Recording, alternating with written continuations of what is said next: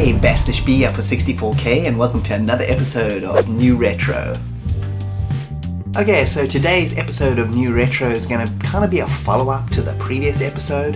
In that episode I looked at the three versions of Commodore. I looked at the original arcade, the original Commodore 64 version, and the other version made by Nostalgia, which is the arcade special edition also for the C64. So let's look at today's selection.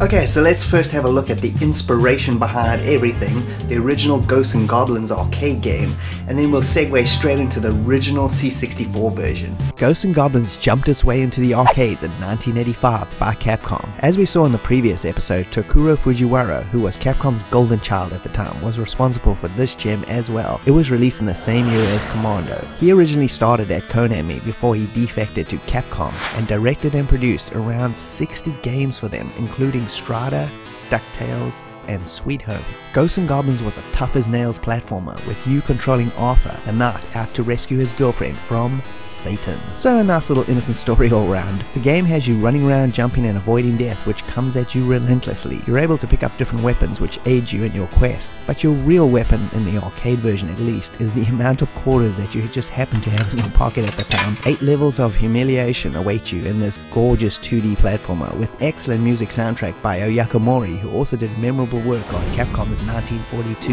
Now let's switch gears and look at Elite's original 1986 conversion of Ghosts and Goblins for the Commodore 64. Elite were no strangers to quick arcade conversions, as proved by 1942, Bomb Jack, and many others that they pumped out in record time. Ghosts and Goblins came out in less than a year after the arcade debut, and Elite tasked Chris Butler again with the conversion, no doubt based on his lightning fast conversion of Commando a year earlier. Again, like Commando, Elite wanted the game to be a single loader, so what that meant was sacrifices needed to be made. And just like Commando, the game is missing a few levels, but overall it's still an amazing 8-bit version of the arcade powerhouse. Chris again managed to get the look and feel of the game extremely close to the arcade, which was quite a feat at the time. I got this game for my 11th birthday and managed to load up the tape version before school that morning and got a couple games in, and boy was I impressed. This time around they got Mark Cooksey to do the honors of the music, and it's actually not the same as Asako Mori's arcade track, but it's its own brilliant beast that only the C64 SID audio chip could provide.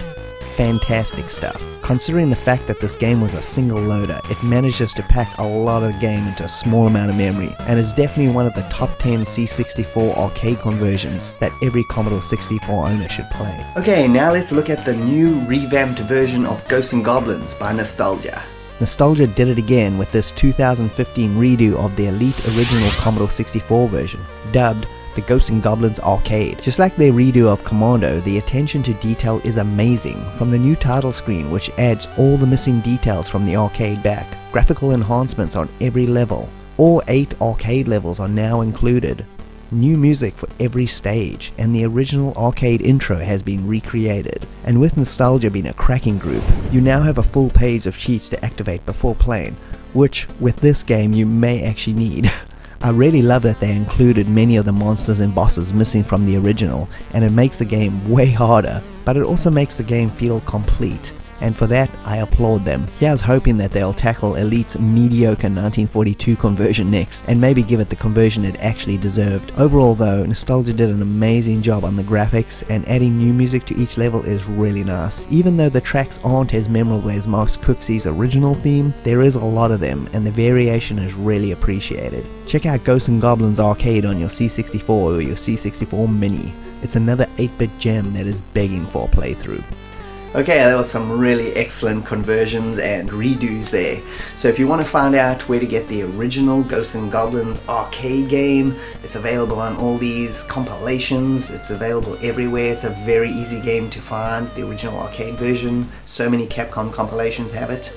As for the original C64 version, you'll still be able to find it on disc and tape if you do an eBay search. If you want to find a digital version to play on your C64 Mini, just do a search for Ghosts and Goblins online, you'll find it within seconds. As for the Ghosts and Goblins Arcade Edition for the C64, I'll leave a link in the description, in the video description. It'll take you straight to downloading that game. It's free. It is excellent. I highly recommend playing it. It's probably the best 8-bit version that I've ever played.